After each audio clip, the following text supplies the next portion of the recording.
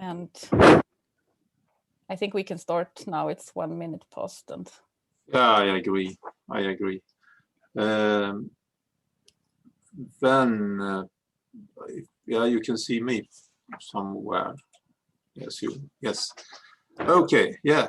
Welcome all to this event in this series of Mistra Food Futures Talk. My name is Per-Anders Hansson and professor at the Department of Energy and Technology and one of the coordinators on Mistra Food Futures.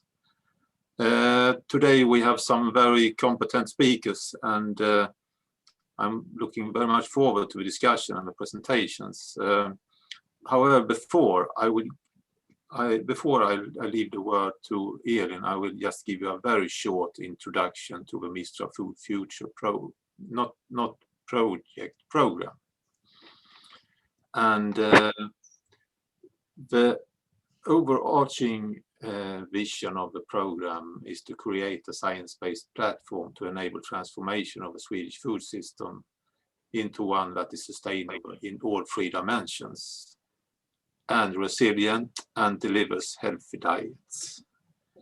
And this Mistra Food Future program is a collaboration between universities, research institutes, companies, organizations, national authorities and national regions, all with an interest in the Swedish food system and the transformation of it, I think. It is financed by Mistra. It's about 8 million euro, 80 million Swedish crowns over 4 years. And often these type of programs are also will have a second 4-year period. It's coordinated by Elin Röös and myself, and we started in September 2020. As all these big programs, they are made out of work packages, and an important work package in this is this VP2. Where we want to set the targets and identifying barriers for why are we not already sustainable or resilient. And this talk today is connected mainly to VP2, I think. So with that, I think I will give the word to Elin instead, who will handle the discussion today. Okay. Thank you very much, Per-Anders, and welcome again to everyone, and especially welcome to our guests, Mark Brady and Guy Pierre. And my name is Elin Röös, and I'm a researcher at the same department as Per-Anders, Energy and Technology, and I'm engaged in several of these work packages in this Mistra program. And I don't have a policy or economics background. I come from the field more of environmental assessment, LCA, that type of research. But for many, many years, I've worked in mainly multidisciplinary projects. So I'm working with people in different fields, but I've kind of deliberately stayed away from agricultural policy and the CAP. And it's always been there kind of, knocking on my shoulder, but it seemed so complex, which it is, and so difficult. And I also got the impression that it was kind of fixed. So there was really nothing to do about it. So that's the impression I had. And although I'm kind of working in the middle of this, trying to improve agriculture, food systems, food habits, and so on. But then maybe a year ago, I saw some very interesting headlines that really caught my attention. And they were based on one study in Science from Guy, and one from Mark. And the headline was, how misspent the EU CAP money is, and how we could use it much more efficiently to steer towards the goals that we kind of agree on. So then I started to learn a bit more. I was also engaged in an EU project at the time, so it was getting harder and harder to avoid the CAP and the agricultural policy. And that was also when I started to work with my colleague Chiara Pia here, who's a research assistant now at the Stockholm Resilience Centre, but working previously with me at SLU. And you also studied the Master of Sustainable Food Systems here at SLU. And then you did your master's thesis with me, and we looked into policy for diversification of agriculture. So I got closer and closer. And since then, I've been, reading up, trying to learn more, and realizing how important it is that we talk about this in some broader circles. Of course, the ones of you who are working with this as your research field, you're very much in those discussions already. But I think there's a real point in bringing in more people into this discussion.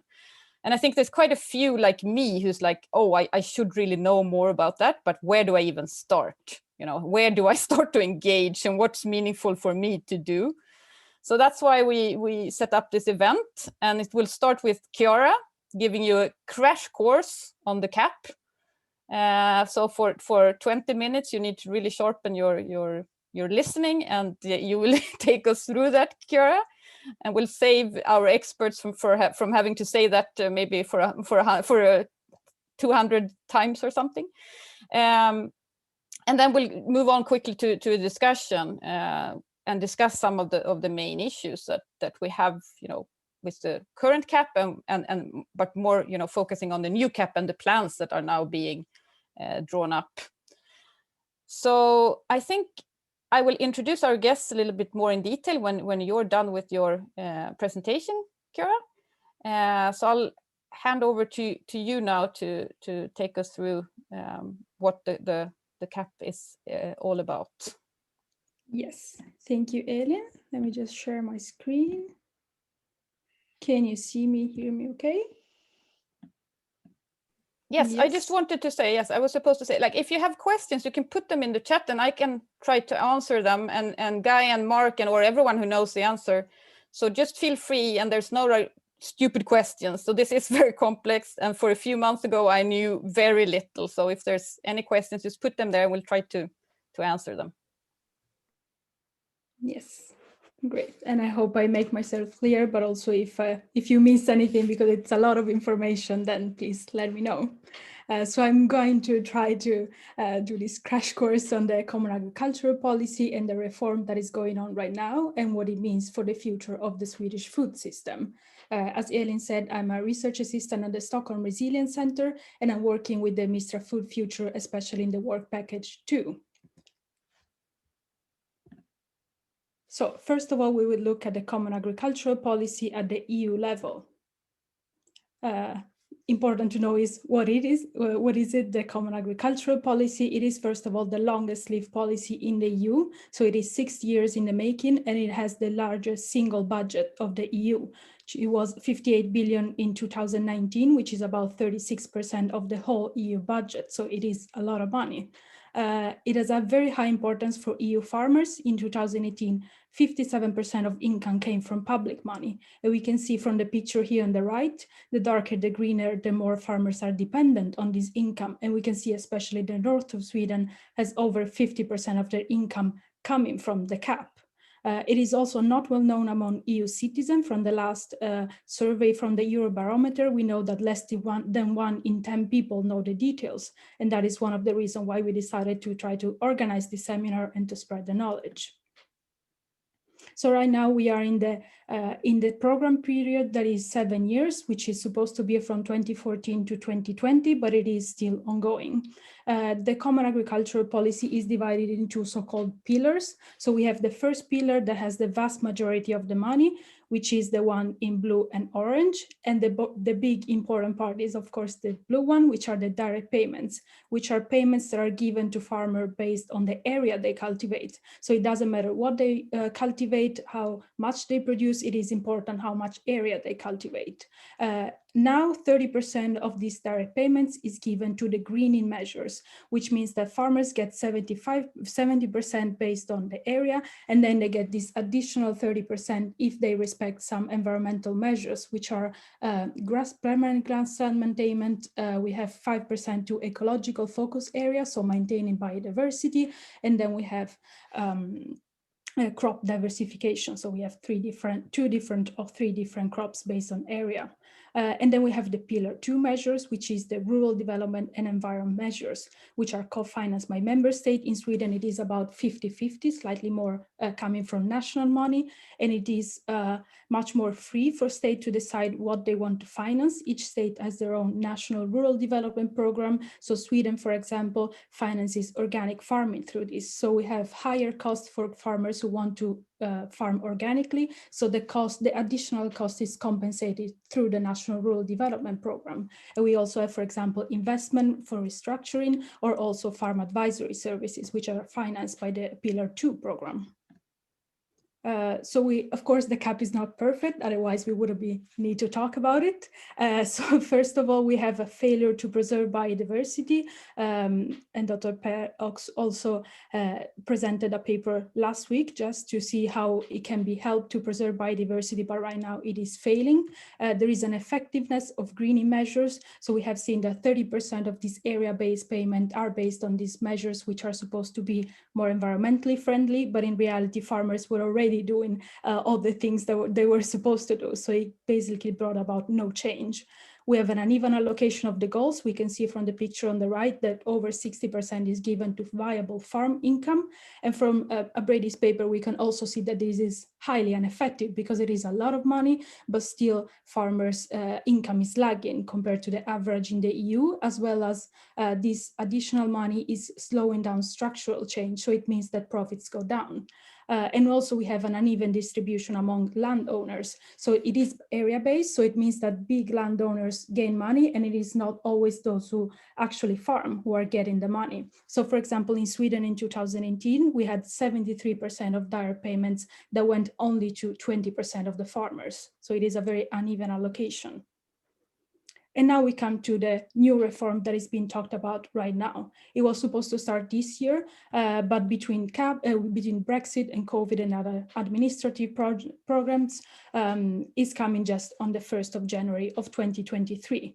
The two main points that the European Commission brought about when they tried to modify this CAP is to bring about more autonomy at the state level and to increase environmental performance.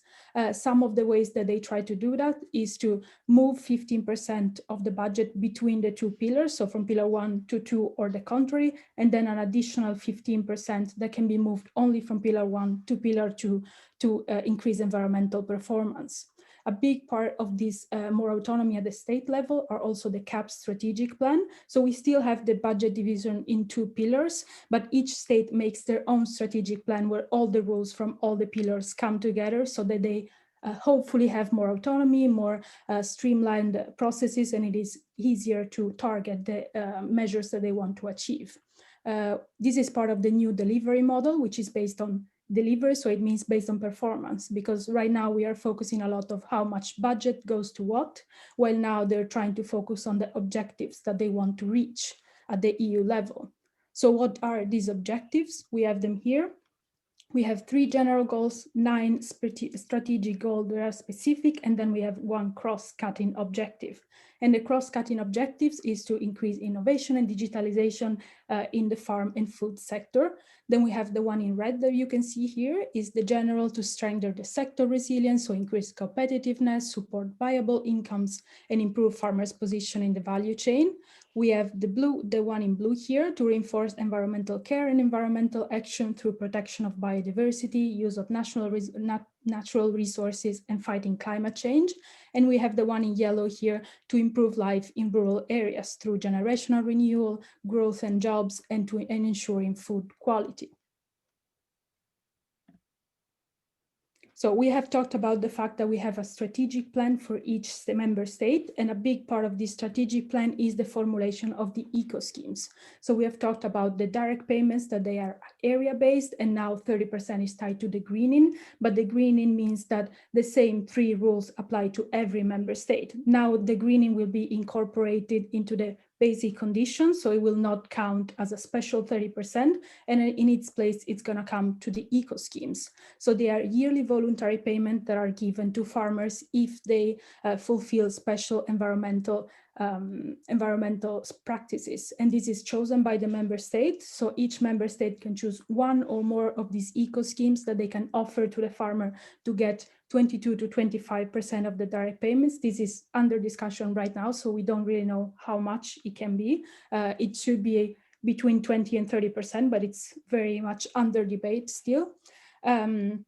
And the member states have a lot of possibilities to decide how to make these schemes. They have to go beyond the measures that are already required within the EU framework, and they have to contribute to the EU environmental targets. We can see here the CAP objectives that we just talked about the environment, and then we have the EU Green Deal and the Farm to Fork strategy and biodiversity strategy. So these are the ideal goal, but actually they're not mandatory, they're not binding for states. So they actually member states don't have to work towards this goal to have their eco schemes approved. So this is already a bit of a red flag. So this is the situation in Europe, and I hope you're still with me because we're going into Sweden now. So the Swedish reform follows what the European Commission has put out as a path to reach the eco scheme. We have a SWOT analysis from the Swedish Board of Agriculture and a needs assessment from the Ministry of Enterprise and Innovation, with annexed a lot of stakeholder discussions to decide what is the SWOT analysis and what should be in the needs assessment. And between November of last year and March of this year, the Board of Agriculture has come up with a strategic plan proposal, which will have to be approved first by the government, and then we'll have to pass through Parliament as well before it is sent out to the European Commission for final approval at the end of this year. Then we have 2022, a year where the government and the European Commission negotiate on what are the details of the implementation. And then, as I said before, in 2023, the CAP will finally come into force. So here is the needs assessment that was published last year from the Ministry of Enterprise and Innovation. This is just an overview. There were 29 needs based on the objectives of the Commission. I just wanted to point out with this slide that there are a lot of points of contact between the Swedish CAP strategic plan, the needs assessment, and then the national food strategy. So we have a lot of increased competitiveness and increased consumption as a way to increase sustainability at the environmental level, to increase livestock production and game meat, and to increase organic production and improve animal welfare. And the fact that Sweden decides to increase production and increase meat production to increase sustainability lies in the fact that Sweden says we are better than most countries at producing food with a lower environmental impact, higher animal welfare. So we should be the one to increase production so that at the global level, through export and to home consumption, then we have more sustainable food at the end. A big part of this strategic plan is also to simplify the strategic plan. There have been a lot of problems from the Board of Agriculture to send out the money in time to farmers. So they try to give few eco schemes, try to not have new measures in Pillar 2, and to have national regulation to cover some issues where possible. So for example, the Board of Agriculture said that we should talk about broadband in rural areas, not within the CAP, but externally. So these are the 3 eco schemes that the Swedish Board of Agriculture has proposed. It is organic production as a yearly payment, catch and cover crops, flowering plains. The organic production is going to be the one that gets the most budget, so it's very important to talk about for 2 reasons. First, it is given as a yearly payment instead of a 5-year payment. Before it was in Pillar 2, so farmers were divided between farmers that were transitioning and farmers that were already producing organically. And it was more difficult to obtain the money because it was 2 different payments and it was a 5-year period. Now we have on one side this yearly payment, so it is they hope to encourage farmers to uptake more organic production as they don't have to commit as long, as well as we're freeing up around 870 billion crowns for Pillar 2, so environmental and rural development options. As I said, they don't want to introduce new measures. We have, for example, some very few that have been introduced are increased support for adapted barrier zone to include leakage. We have simplified and increased compensation for pastures and high meadow, and we have higher compensation for goat and sheep farmers. And now that we have an overview of the Swedish strategic plans, but of course every state is different, so we just thought about taking the German proposal that has come out last month, if I'm not mistaken. So we have in Sweden, we have a minimum budget for the eco schemes. So we don't know, again, how much of the eco schemes are going to take within the direct payments budget, but they probably are going to do the bare minimum. And there is no idea to bring Pillar 1 budget from Pillar 1 to Pillar 2. And these are decisions that the Ministry of Enterprise and Innovation is supposed to take.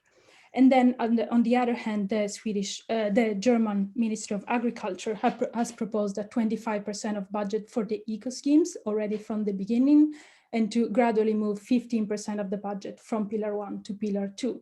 We also have a higher number of eco schemes because they are not decided at the national level, but they are decided at the regional level. So they are more in tune with what the regional needs are. And these two measures of increasing the two budgets, we will have uncoupled payment by 2026. We have seen that it is a lot of money, so it has the potential to make a big difference at the environmental performance. We talked a lot about environmental performance, and now we can see just a little bit very quickly, how does the CAP tie to the climate change policy at the EU and Swedish level? So we have a 2030 goal, which is to reduce overall greenhouse gas emission to at least 55% below 1990 level by 2030. And it seems like a very big ambition, but we need to also think about that this is a net target, so it can be offset in some way. And also we have a climate law that aims to make Europe the first climate neutral continent by 2050. When we talk about agriculture, however, we don't know. We don't have a target, nor net, nor absolute target to reduce agriculture. Agriculture is within this other sector, which are transport, building, waste, and industry, within the effort sharing regulation. So it is a regulation just for these sectors, which is reduction of 30% of the emission. However, if we, for example, diminish a lot the emission from transport, it doesn't maybe means that agriculture is not gonna decrease at all its emissions. So this is supposed to be chosen by country, so they decide how to offset this 30%. And Sweden has even more ambitious plans to reduce by 63% to 2030 and 75% by 2040. And there is also a projection to decrease from 7.2 to 6.2 million tons of CO2 in 2030. However, this is a projection, it's not a goal, as well as the fact that they calculate this decrease in emissions by projecting that livestock numbers are going to fall. However, both the strategic plan and the national food strategy point to increasing the number of livestock in Sweden. So it is very much debated how we're going to reach this goal and how it's going to go with this projection. So finally, we're just going to look about some reaction from the CAP and what we can do very briefly. So a very big question that we have is, will the new CAP deliver? So it has a big potential to decrease environmental pressures in agriculture. It is flexible, so countries can tackle the most environmental pressing problems that they have. However, it can also create a race to the bottom. So if a member state is not very ambitious, then they will design, for example, their eco scheme so that they just fulfill the minimum criteria and then nothing more. And it is also, we are in the middle of the EU negotiation, so we don't really know. A lot of things are still unsure. And Sweden in general, as we have seen, doesn't seem to be very ambitious. There have been a lot of critiques to the CAP reform. We have a very large group of investors that try to increase the ambitions and ask the European Commission to increase their ambitions. We have the largest citizen group that has gained over 71,000 signatures, and it is the Withdraw the CAP movement, which, well, we can see how they think about the CAP reform. And Greta Thunberg actually went to Brussels last week to ask once again to withdraw this CAP reform. We also have the scientific community, which supports the Withdraw the CAP movement and asks for a reformulation of this CAP reform. So we have the over 3,600 signature from Dr. Per's paper that calls for a real action for environmental care in the CAP. And then just the document published last week from over 300 scientists recommending how to improve performance in biodiversity in the EU within the CAP. So as we have said, the negotiations are ongoing right now, and the draft for the CAP strategic plan has already happened, has already been brought forward to the government. So what we can do is to try and move things in Sweden that have already not been decided. So we can try to do something, but the most that we can do is to work for a structure, the CAP, in after the 2027 reform. So to increase awareness in the CAP among food system stakeholders, to have a detailed evaluation of this CAP strategic plan, including the eco schemes, to have a new set of indicators which are quantitative and based on results, and finally to analyze the CAP, especially for us in the Mistra food future, in light of the objectives set for 2045 and 2050. So, thank you. I have contact information and some selected reference if you would like to know more. And I hope I didn't bore you too much. Thanks a lot, Chiara. I thought that was great. I hope you got something out of that. That's massive amounts of information if you're new to this. But we'll talk about some of the main issues now with the new CAP. I saw there was a question from Helena on what we mean when we say like Sweden is not, when we say Sweden is minimizing the eco scheme. So what we mean is that Sweden, there's no other information than Sweden will just use what comes out from the EU to be the minimum level. Like for Germany, they already announced before there was a decision at the EU level that they will put 25%. So that's what we mean. There's no sign that Sweden will, use more than the minimum level, if I understand it correctly. Okay, so great, thanks. I think we now then move on to discuss some of these. We'll start with some of the major issues related to the CAP, and then we'll move on to talk about more specifically about Sweden and Germany, its ambitions and so on. So here to discuss this with us today, I'm very happy to have Guy Pierre here. And you're affiliated with two research institutions. So you're both at the German Centre for Integrative Biodiversity Research, the IDIV, which is a research collaboration between several institutions, all trying to grapple with the complex issue of biodiversity. And then you're also at the Helmholtz Center for Environmental Research in Leipzig, Germany, where you live. And also the UFC is one of the world's leading institutions working with research on biodiversity, soils, water, and all these challenges that we face in agriculture and food systems. So you have worked a lot with agriculture, and specifically looking at how agricultural policy affects both nature, but also humans and people. And you've written many interesting reports and papers, and also worked quite actively with communication and trying to influence policymakers and so on. There was actually on the national Swedish radio this morning a reference to your name and your report that you released last week with recommendations for how member states can implement the CAP to promote biodiversity, and we'll talk about that more later. So warm welcome to this discussion. And then we have a Swedish colleague, Mark Brady, and you're at the AgriFood Economics Centre in Lund, which is a collaboration between SLU and Lund University. And you do a lot of research, investigations commissioned by the government, but you also and the Ministry of Enterprise and Innovation, and also you do quite a lot of externally funded research in this field of agricultural policy and CAP, and your research basically tries to answer two big questions. So how much does CAP influence productivity and incomes in EU agriculture? And how much does it influence environment, both positively and negatively, depending then on, of course, how this policy is designed.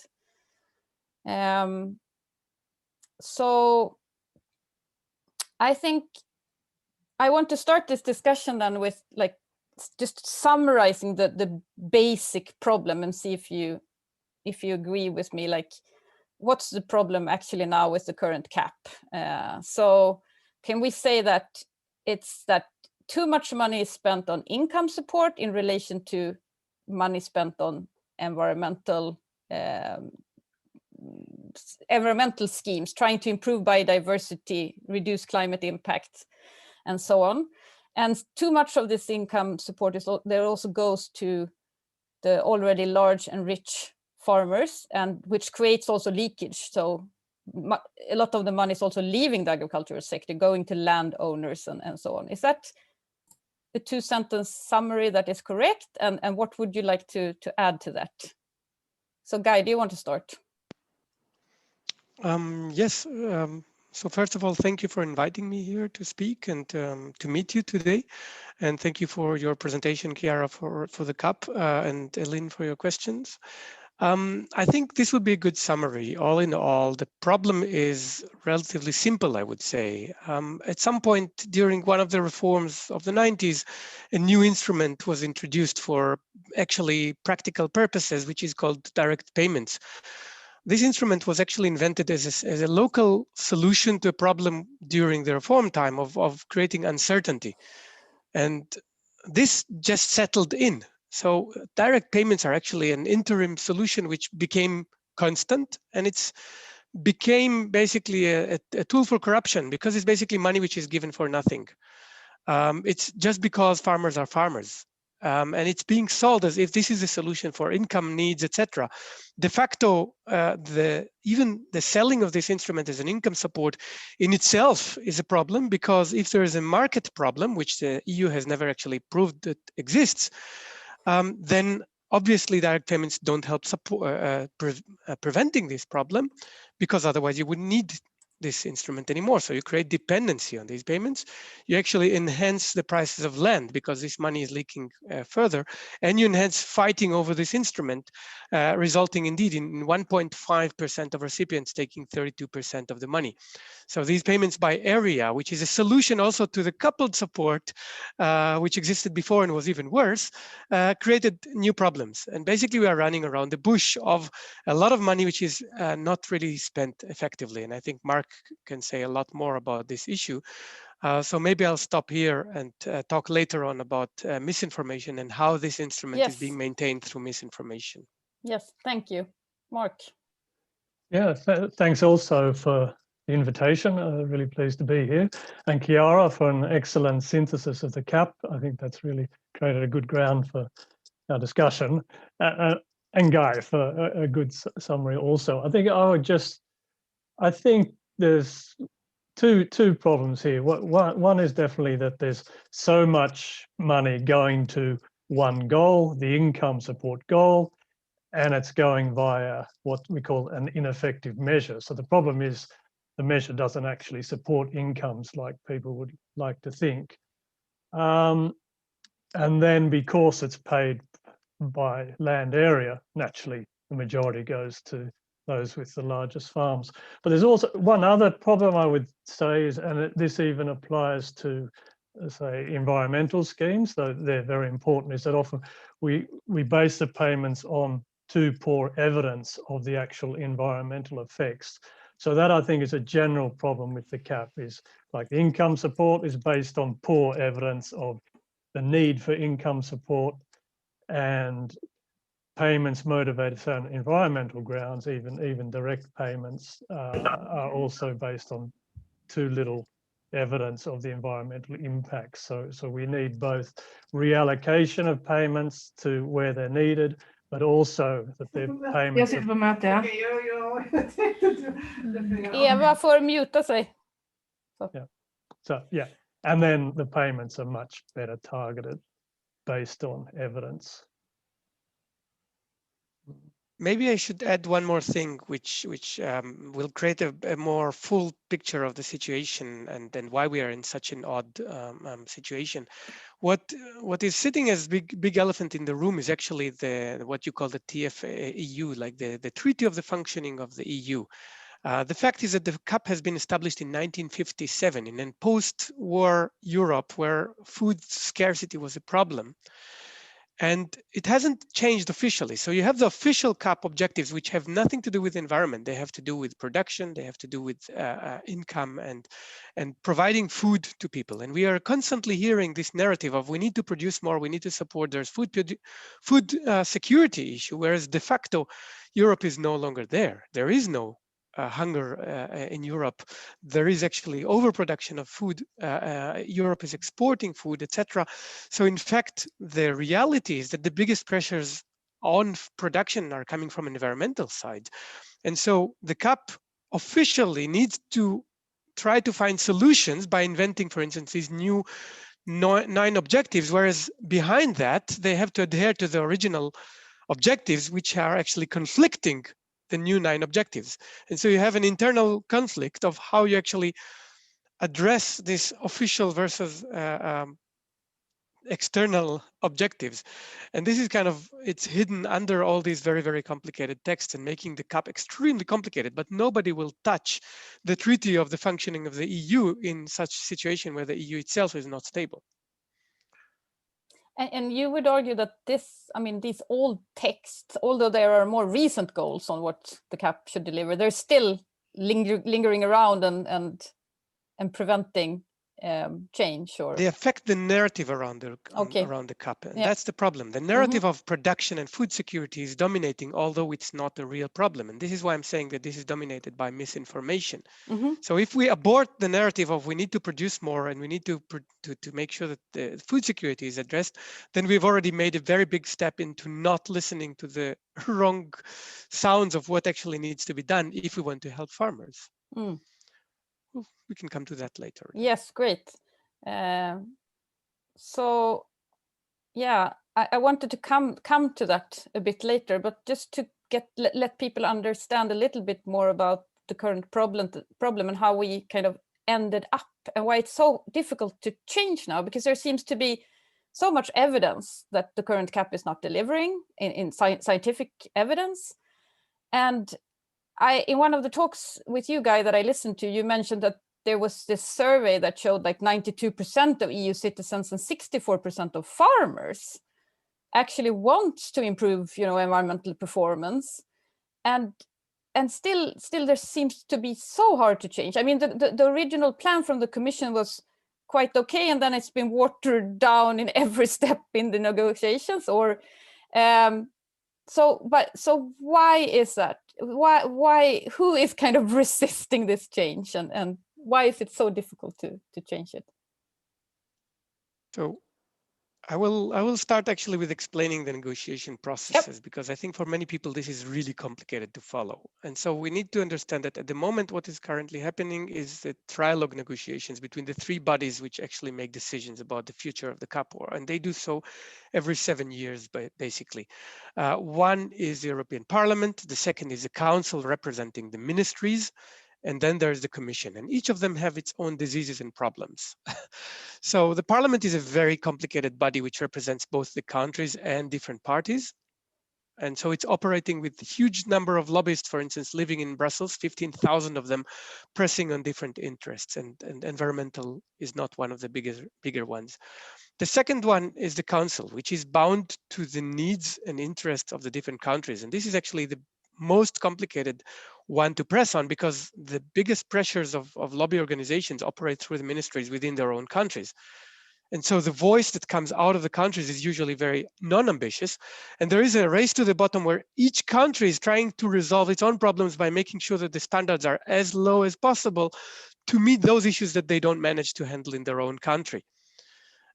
Which is basically a summary of why the idea of giving more flexibility to member states being ambitious is wrong from the first place, because it's actually the right way to ensure that member states will not meet the goals because they don't want to meet. The majority are not ambitious.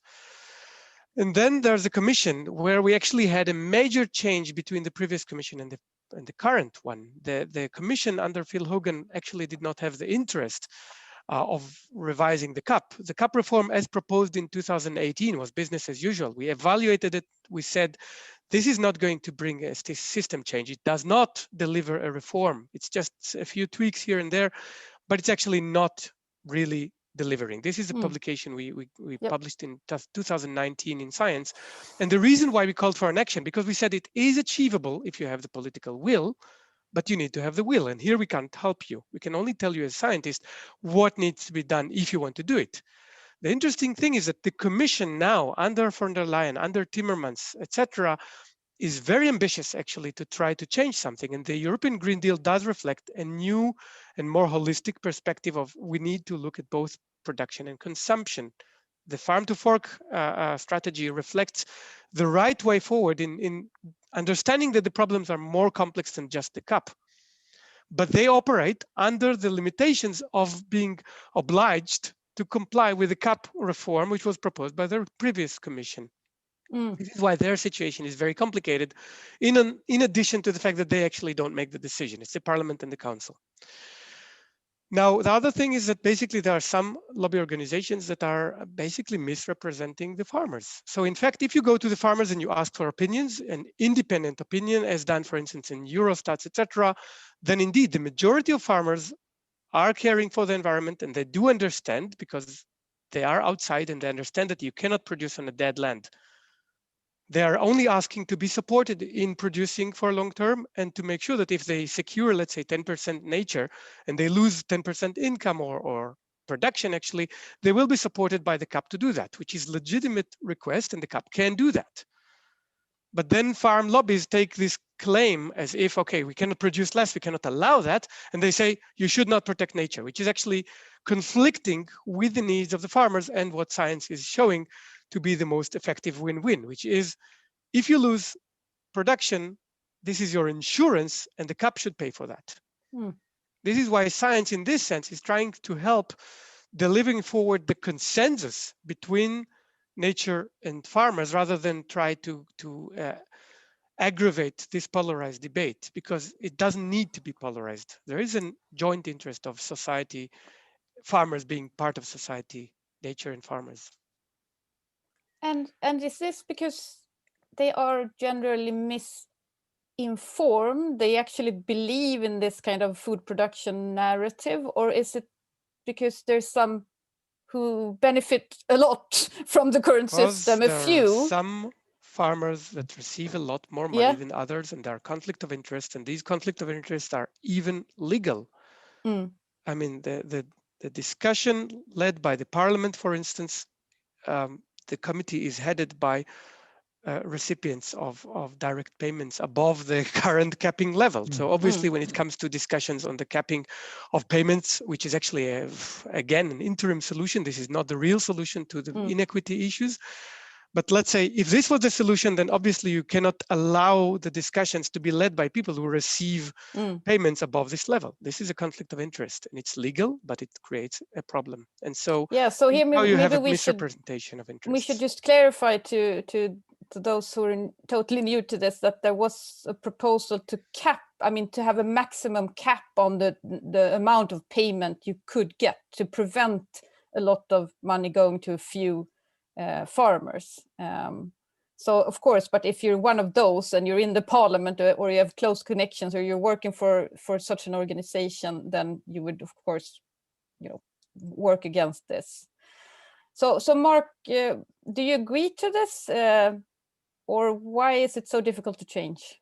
Well, I guess, political economy is extremely important. I mean, throughout the history of CAP reform, if you've got implying a redistribution of payments, i.e. some people might lose, those groups are going to scream very high. So there's always been this. So back in the early 90s, when we reduced price support and went over to direct payments, then the farmers who had higher yields received higher direct payments, and that was so that they kept roughly the same amount of support. And that then also occurred in 2005 with decoupling. That was very important to get that reform through, that the total amount of payments going to a region and groups of farmers were roughly unaltered.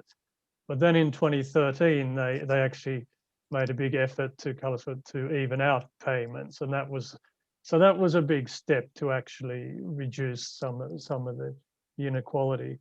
But then they reintroduced coupled livestock support because they thought livestock producers might be unfairly treated. You get less total support. So I think that's the thing that is the political problem is, how to get through reforms that mean redistributing payments. And here I am saying, oh, we need to redistribute payments. So yeah, but for a politician or even farmers organizations, that is really dangerous, difficult question for them to handle because they don't want to create conflict within their own organizations.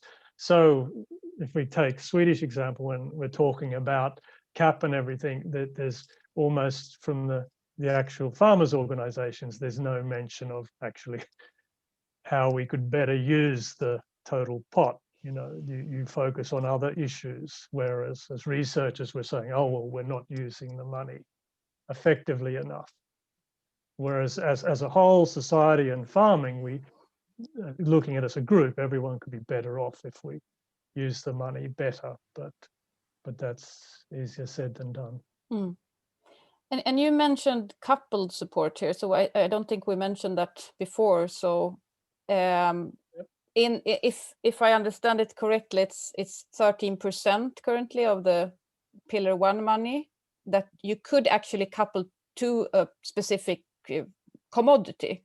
So otherwise, as Chiara said, you get the money based on the number of hectares you have, but member states can also choose to use this 13% to support something specific.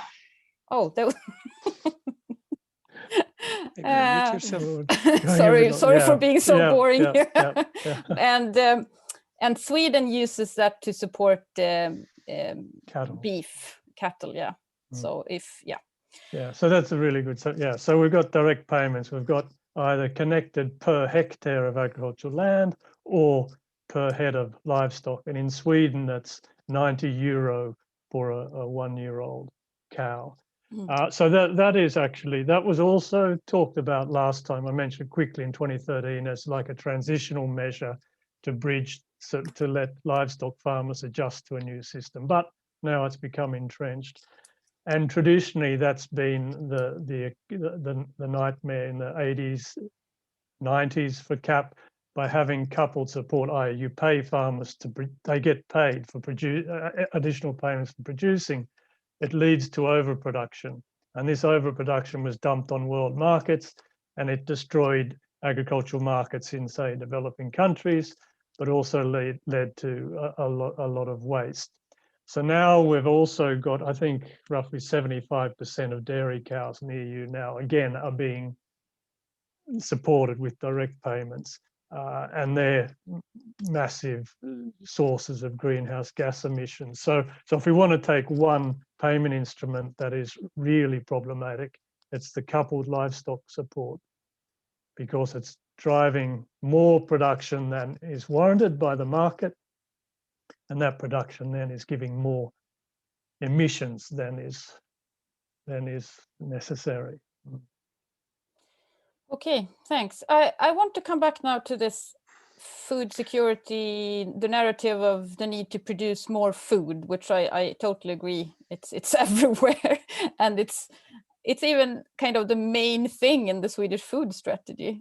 Maybe not to feed the world, but as a growth strategy to create jobs and rural, development and so on. So there's an explicit goal to produce more food in Sweden, and also, like Chiara mentioned, this common line of reasoning that we in the Western world, like Sweden, Denmark, the EU, we could produce more efficiently than for saying Africa or Asia.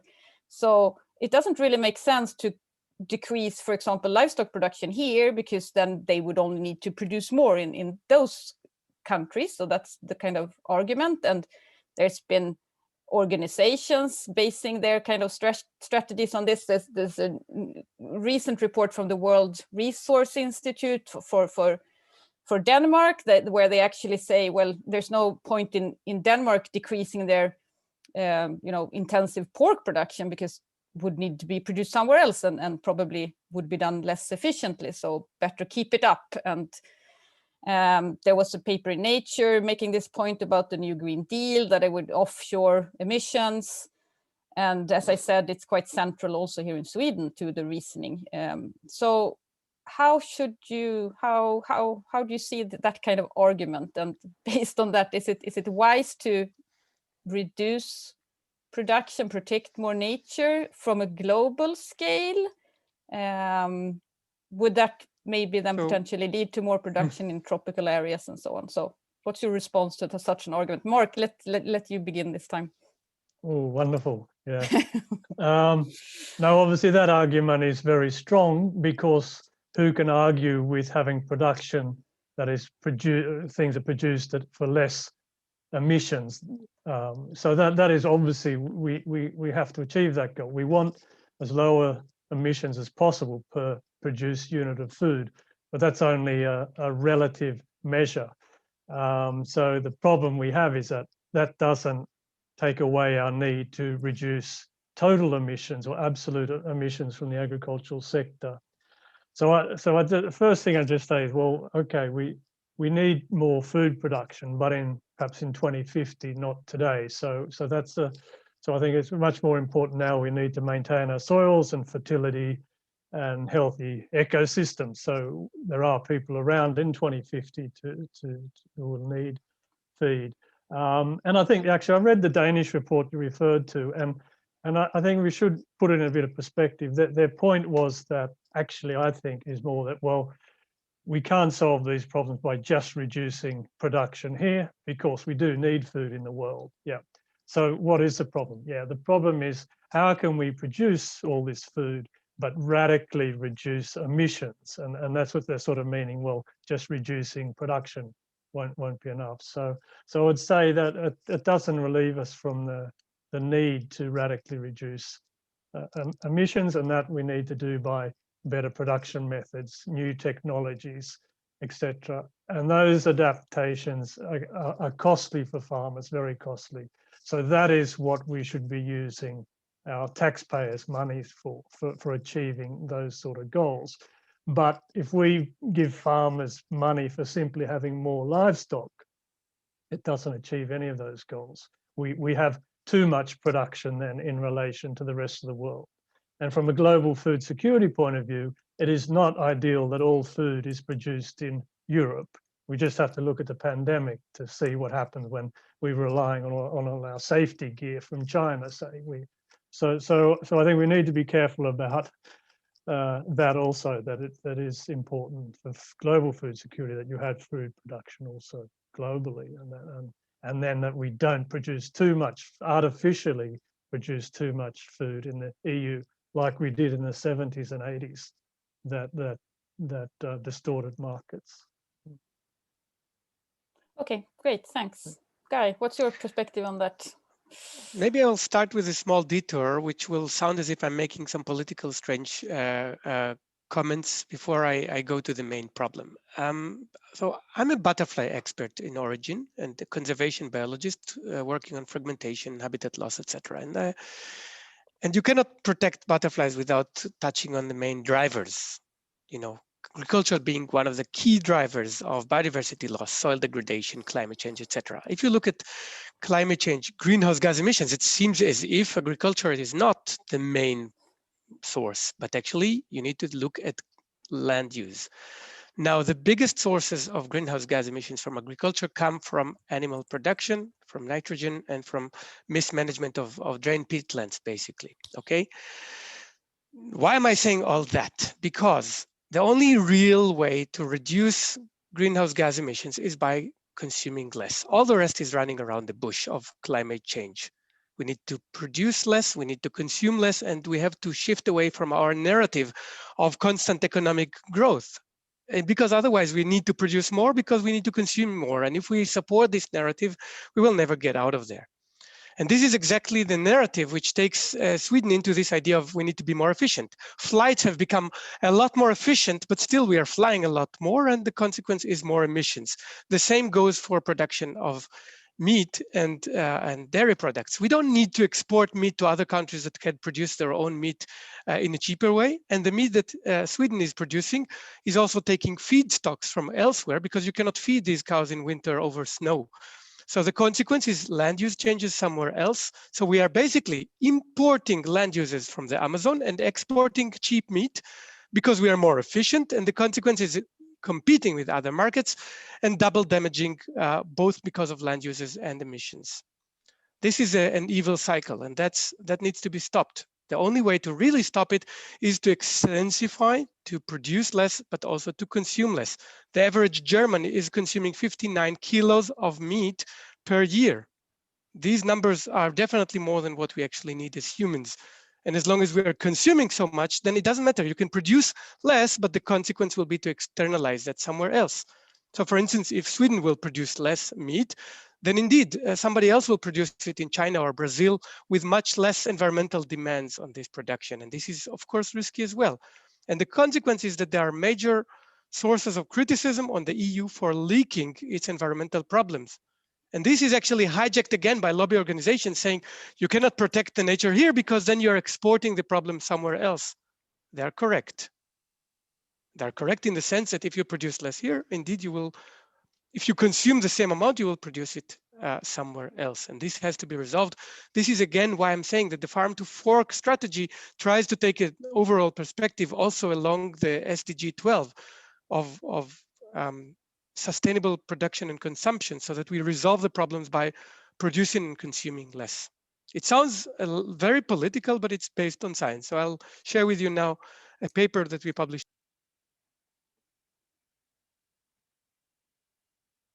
Okay, great. Thanks. So then, oh, sorry. I just wanted to flag in the chat, there's been a very interesting discussion about LRF that we were talking about before, about the farmer organization. okay. And I don't think we can, I think that the person from LRF is gone now, but they have talked about the difficulty for farmers to change so drastically. So this reform is already very that was so sorry that they were leaving now, because that was my next question actually. So my next question was to you to discuss then is, okay, so this seems, I mean, it's always easy to be a researcher and sit at your desk and design the reality, isn't it? I mean, that's what I do also. I work a lot with future scenarios, and you can just, you know, and it all solves all the problems. But I mean, so how do we actually do this now in a way that farmers are not affected very negatively? Because I think, isn't there, I mean, looking at this new CAP reform now, we're basically taking away like 25% of the direct payments. And of course, we're giving it back, but we require something in return. So for instance, in Sweden, you have to convert to organic, you have to start, you know, growing cover crops, or you have to start, you know, implementing the flow. So there's some costs, effort to get this money back, and you're already very pressured as a farmer. We know that. We know how the economic situation is for most farmers. So how do we do this transition now? And won't this you know, new CAP reform also be quite difficult for the farmers? Mm. Who wants to start, Mark? Yeah, I can, because I've been so long-winded about redistributing payments. I should say something here. Yeah, but obviously it is extremely important how such a transition would occur. Like to suddenly take away all the direct payments would even for the most profitable farm could cause extreme financial stress. You know, you've got loan repayments to make, you've got contracts for land rental. But if we think, the problem is when you look at this statically, everything looks like gloom and doom. But the economic system in agriculture is this dynamic system that continually adjusts. So if you change, if we change payments here, they'll affect some other aspect of the system.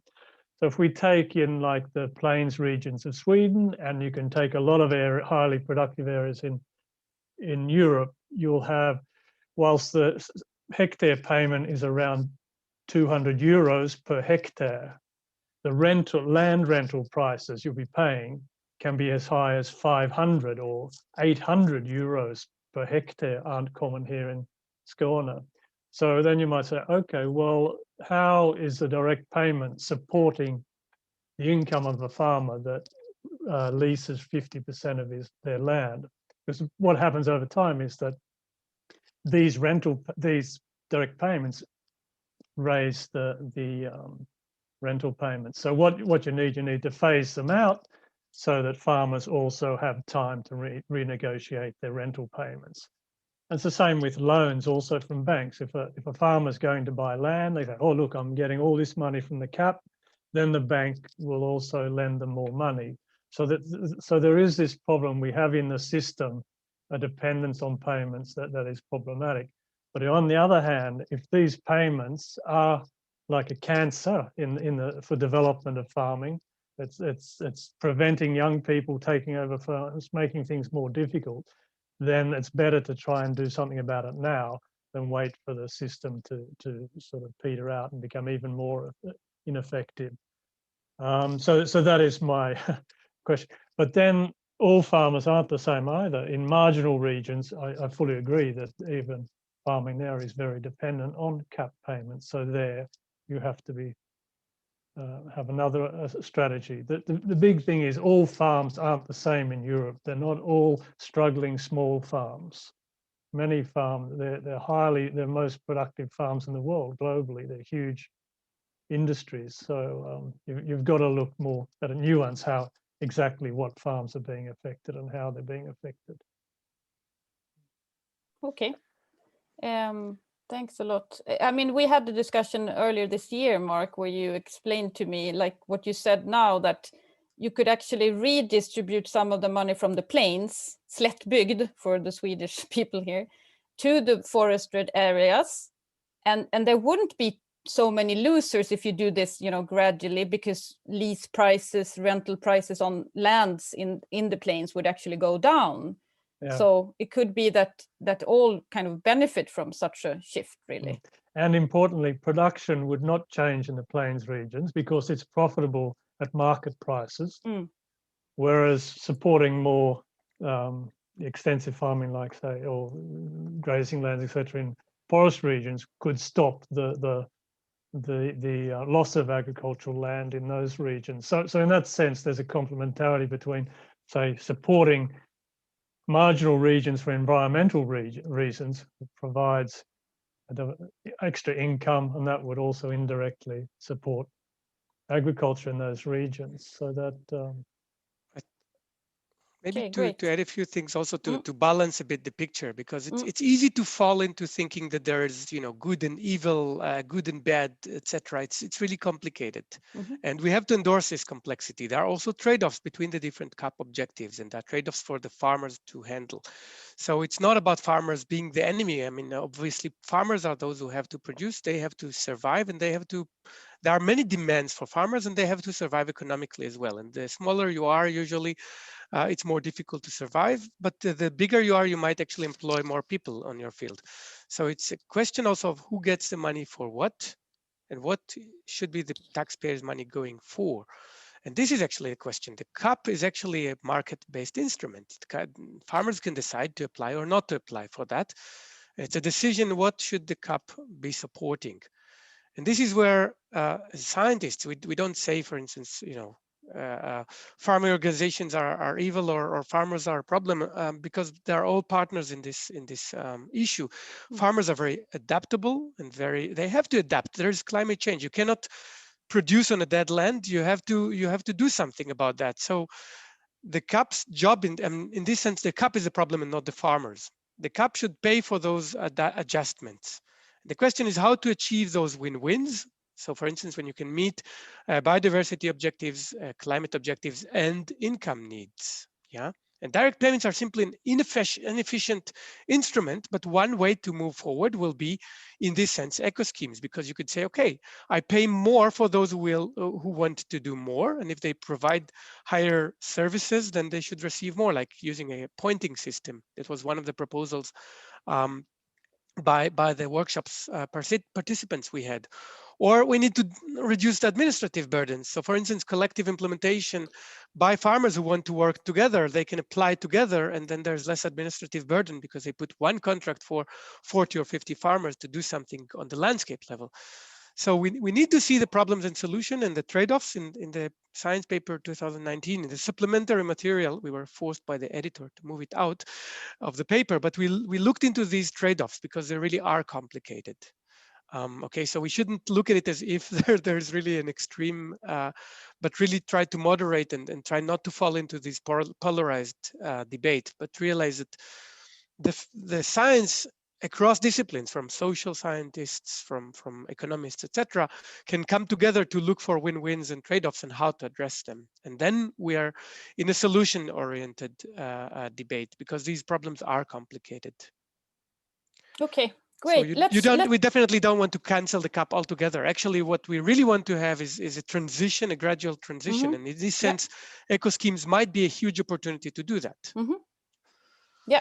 So let's move now to look at a little bit more in detail on the Swedish plan, and maybe also compare to the German, because for me, as quite new to this, it's really hard to know is the Swedish plan ambitious or not, or compared to other member states and so on. So could you give me your spontaneous reactions to what you know? I know maybe you, especially Guy, you're not into all the details, but could you give me some spontaneous reaction to the Swedish strategic plan right now?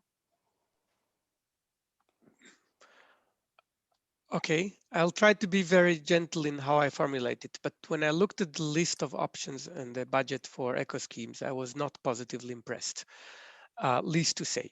One reason is because the biggest risk that was mentioned by the workshop participants across all the EU, we had 13 workshops in different countries, including Sweden, and one of the biggest risks for the eco schemes is to repeat what happened with greening, which is to allow payment for something that farmers need to be doing because this is good practice.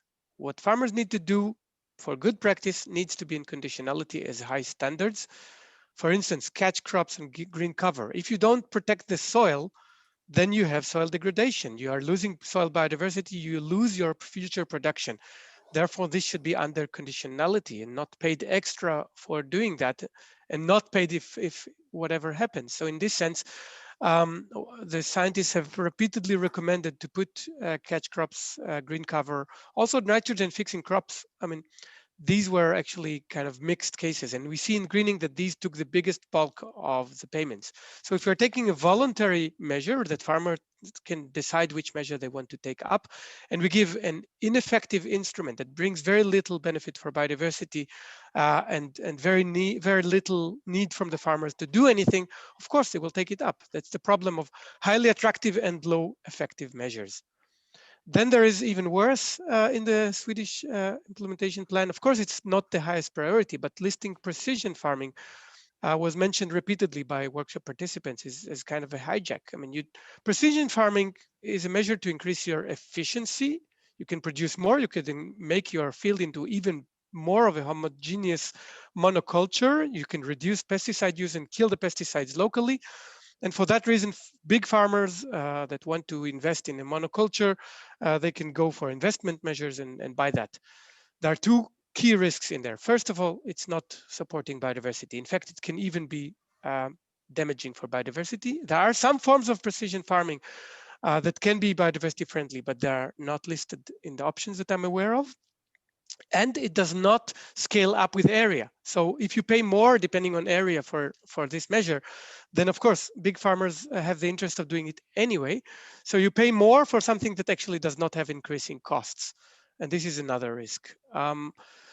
So in the list of measures that we would expect to see, a lot is missing. And two measures that are not effective are listed, so this can be a risk. And then the budget of 20% potentially, or the minimum, of course, does not indicate ambition.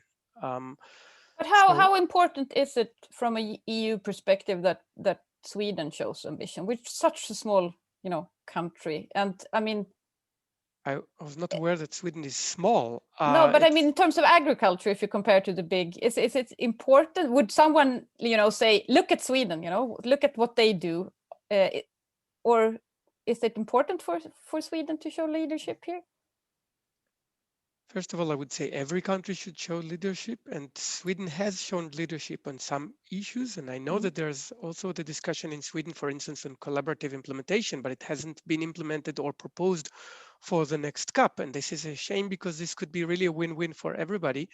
Also in Germany, it's under discussion, but there is no official text which will take up this proposal from scientists, from farmers, from projects indicating this to be an effective measure, and place it into the legal text or the implementation proposals.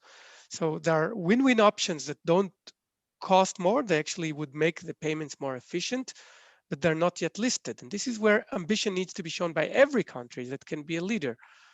There's also the role of Sweden, of course, in the sense of forestry and forests, given that this is where the biggest pressures are. And there are payments also for forest holders, which were taken and changed now in the proposed legal text, where it would only be proposed for the sector, like the forestry sector. So this is kind of a risk for, let's say, a hijack of these payments where they're not offered to other people, farmers, and organizations that are not the forestry sector. So I think it's important for every member state to be ambitious, and there are always ways to do that.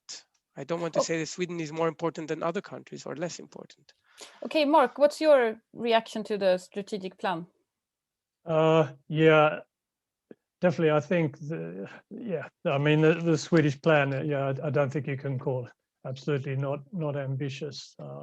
I guess Sweden, we have quite a lot of money going to environmental schemes already, so you're not wanting to disadvantage your farmers. But I think the other issue, I think the problem is we're continuing to go down this track of ineffective environmental measures. Like, whilst on the surface of it, cover crops are a good agricultural practice, can bind, store increased carbon, etc. But on the other hand, we're still using this model where we pay farmers per hectare for doing something. And even, as Guy mentioned, with the precision farming, it seems even more strange. But the problem is there's no guarantee that we will get an improvement in the environmental effectiveness. I mean, if farmers are, easiest example is the organic agriculture. That scheme already exists, so there's not additionality there. You're just moving the scheme, and then a lot of farmers already use cover crops. So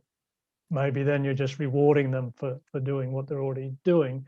But also, perhaps when you're having same payment for the same hectare, maybe the farmers who would create the greatest environmental benefits, it still won't be profitable for them to choose these. So you won't be having the cover crops being placed where they do the most benefit. This is where, I mean, you need to go over to schemes that are orientated towards the environmental effect. So you need to have some estimate of what the contribution to reducing greenhouse gas emissions or leaching is.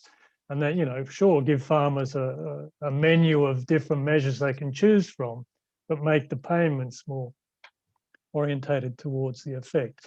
And that's been a big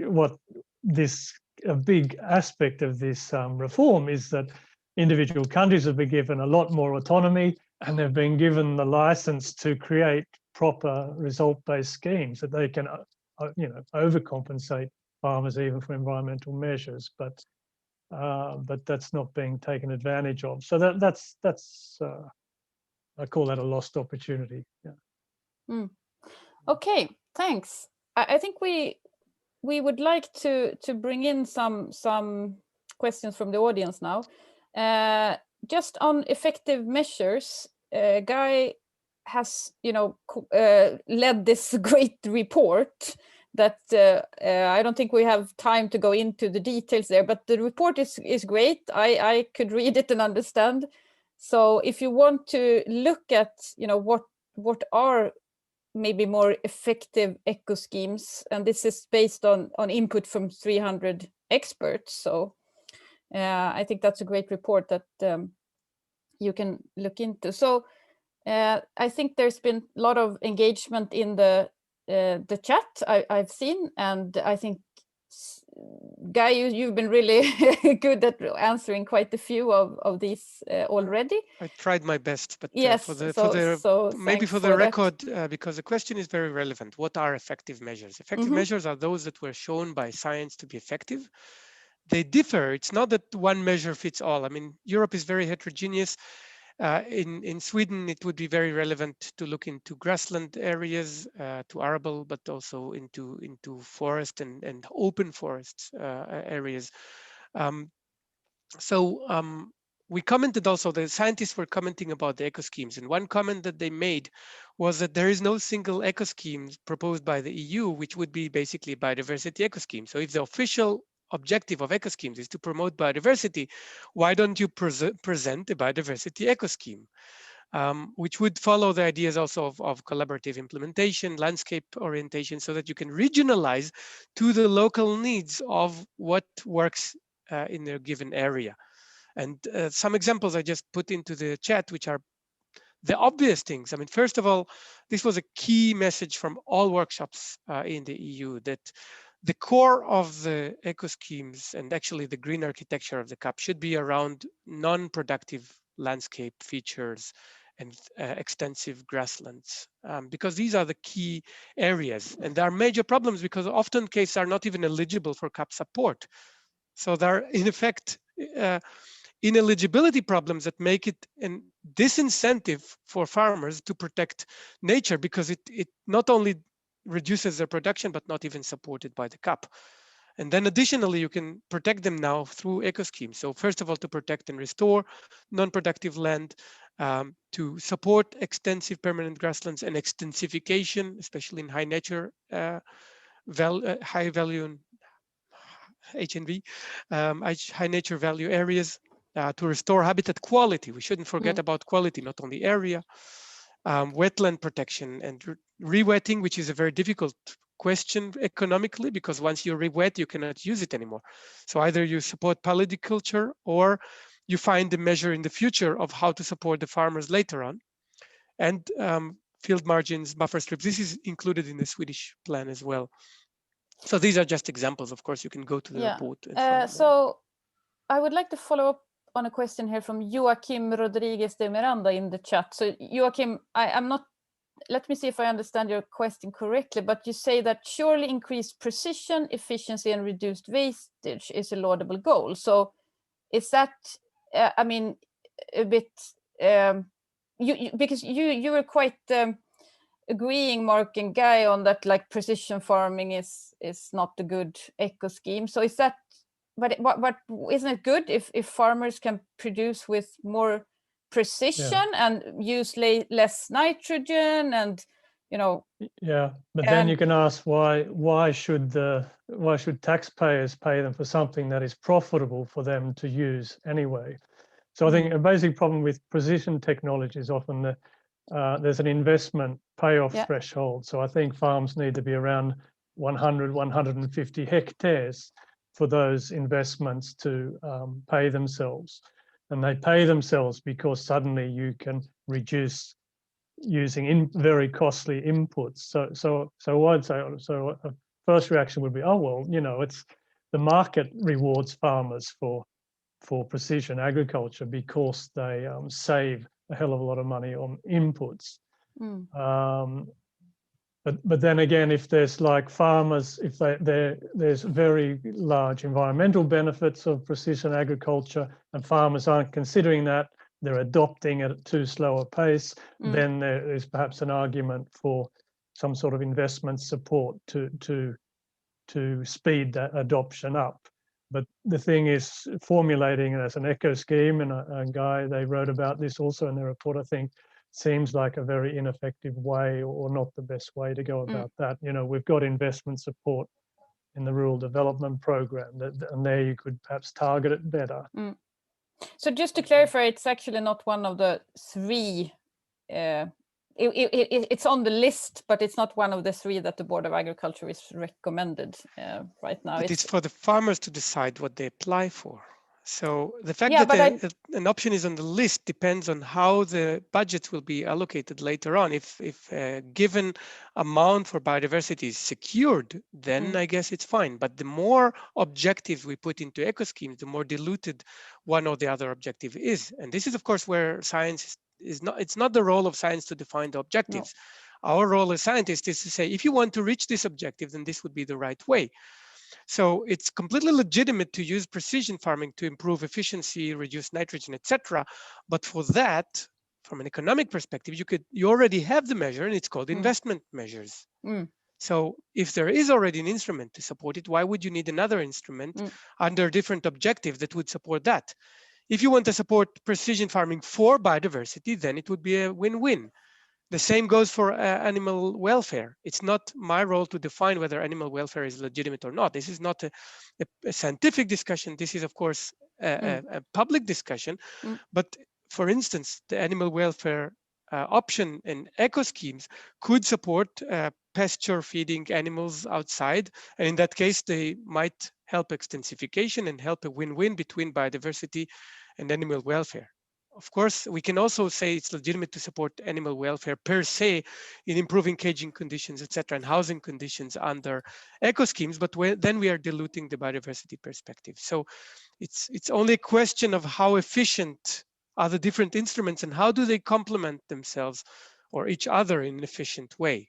Okay, great. Now we have a really interesting question from Sean here that I was also kind of in my mind.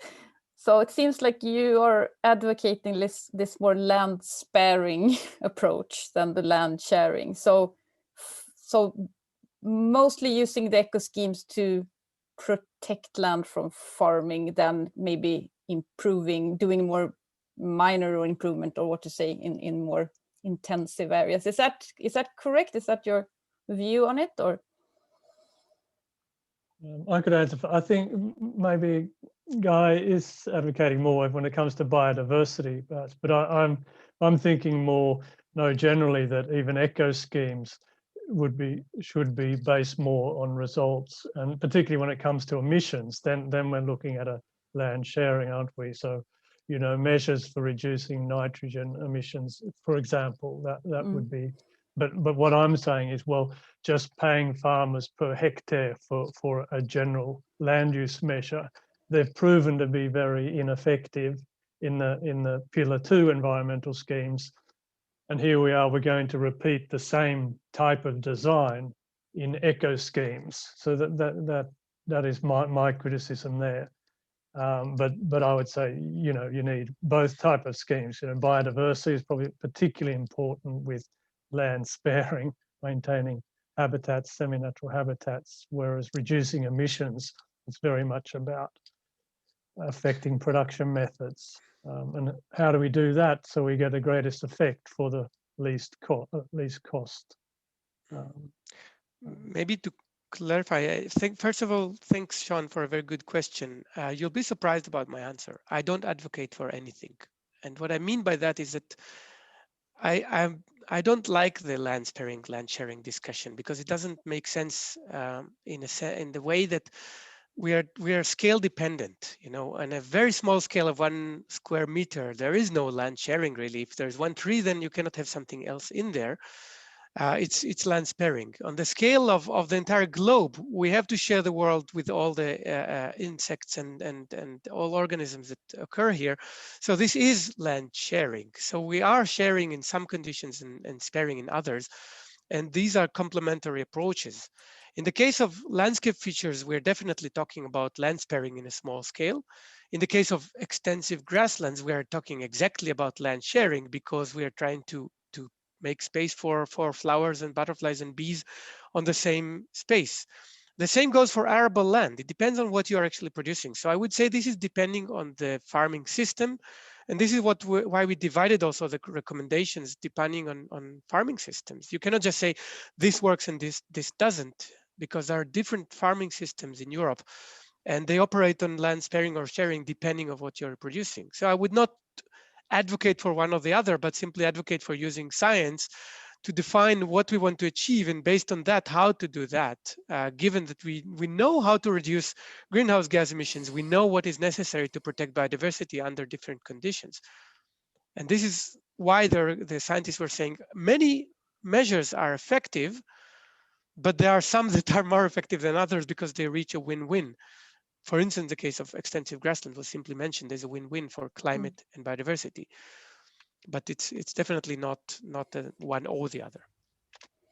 Okay, great. So I would like to end this discussion now with asking you, like, to get the CAP in a better shape and do what we can do to kind of push in the right direction. What should we do? I mean, I think we're here now mostly researchers, but there's also people working for different organizations and so on. So what should we do, both as a research community? I mean, do we need more research? What type of research? And also, how can we act on this as, you know, citizens with a voice in the domain of sustainable food systems? And also, who should I be talking to except you guys to get the different perspective, maybe? So would you like to start, Mark? Sorry, I'm trying to reply to the chat. Okay, sorry, we start with you, Guy. I'm curious always about these questions of we. Yep. We is each person personally as a citizen and as a scientist, and depending on what we are sometimes even scientist and a farmer, or a farmer and something else. I think what is really important is to work for scientists to work interdisciplinary, because the problems of sustainability always bring together issues of one problem and the other, and we cannot resolve them by looking only at biodiversity or only at climate or only farm income. So working interdisciplinary and transdisciplinary is really important. Work as much as possible and talk to farmers. That is really fascinating to hear actually the perceptions of people in the field who care, but they want to change something. It's not that there is really an objective. Often case there's a path dependency. You know, they do what they did 5 years ago and what their dad or usually dad has been doing, but things are changing. There's a lot of opportunity there in income diversification, in the renewal of interest in rural areas. I mean, people are currently escaping the cities because of COVID, realizing it's not a good place to live to exchange diseases.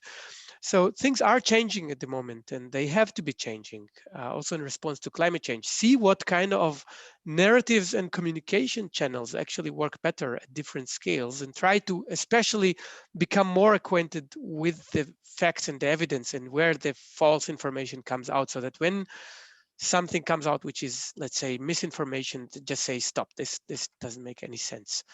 And this every person can do. Thank you. Great. So work interdisciplinary, talk to farmers, and point out the misinformation. Yeah. So Mark, so what should we do as researchers and as citizens? Two different things, probably. But as a researcher, as I said, I think a particular problem with CAP has actually been evaluations, actually quantifying the effects of CAP and agriculture on the environment. So that's extremely important, actually being able to link policy measures to environmental impacts, and that's what sort of gets back to this idea of evidence. Okay, what benefits are we actually getting by different payments from farmers? So I think that's absolutely a big role for the research community, is developing methods to quantify environmental effects, predict environmental effects. Policy workers then to link these perhaps to payments. I was going to say, but then I think then obviously as a scientist, it's not our job to tell politicians what to do, or as economists, but it's our job to inform them, to provide decision support so that they know the consequences of their decisions. So as an economist, always people often blame us economists for all the bad decisions what politicians are making, but we don't make the decisions, but we try to inform them also to show, well, if you make decision A, that means you don't get da da da, and decision B, you get that, but not that. So I think that's, yeah, that is our role, to try and be objective and provide good good science, because that, as I said, that is a lack in the area and it's complex, so it's not easy to evaluate the effects of the rural development program, for example. You know, so I think there needs to be a lot more done there. Yeah, okay. And then as a citizen, maybe I'll slightly add one more thing, which is to understand personally the difference between being an activist and being a proactive scientist. There is a difference. I mean, not all scientists are being approached to give their opinion or to provide their knowledge, but there's really a lot of discussion on the need to deliver this knowledge that scientists do have, to deliver it to farmers, to decision makers, etc. So offering help in delivering this knowledge is a proactive but not activist approach. And this is actually why we have been heard when we came to the commission and said, hey, we have recommendations for you. Do you want to actually work with us? And they say, yeah, actually, I cannot say no to this offer, because we were not criticizing the commission. We were saying there is a lot of knowledge, we are willing to help. And the other thing is that we are moving now from the trilogue negotiations on the legal texts. This is a political discussion, and this is not the role anymore for science. This is a role from now on to look at the implementation, what is done in Sweden, in Germany, etc., and to support the processes of designing and implementing. The CAP is still flexible. I mean, every year is an implementation year. There's not enough monitoring of the performance. We don't even know nowadays how direct payments actually are affecting biodiversity, not to speak of markets somewhere else, because these are decoupled payments, and suddenly we have even less knowledge about how it affects a lot of different aspects on farm income and production, etc. So there are really knowledge gaps where scientists are experts on finding the right indicators and monitoring them, for instance. Performance evaluation will be particularly critical if we are going towards a result-based delivery model. Then what are the results? The EU has not actually defined how to do this performance evaluation and how to respond on that. So helping in this kind of adaptive management will be extremely critical in these 5 years of implementation. Okay, great. That will be our last words for today. And at least Maria Hellström, she writes in the chat here that she learned something. So that's good. Well, even Helena learned something, so great. So thanks a lot, both of you. And this was initial discussion on these topics in the Mistra program, and I'm sure we'll have reason to come back to both of you to continue the discussion and our work in this field. So yes, thank you, Guy and Mark, and thank you everyone for attending. And please get back to me if you want to stay in touch with this topic within the Mistra program. Okay, great. Bye. Yeah. Thank you, everybody.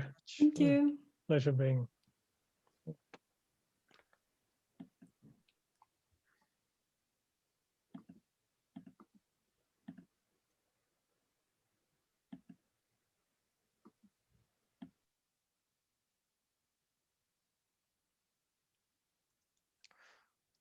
I will stay with you for a few seconds.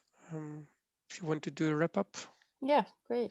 Would you like to stop the recording, or have you stopped it already? Yeah. What should I do without you today? Stop.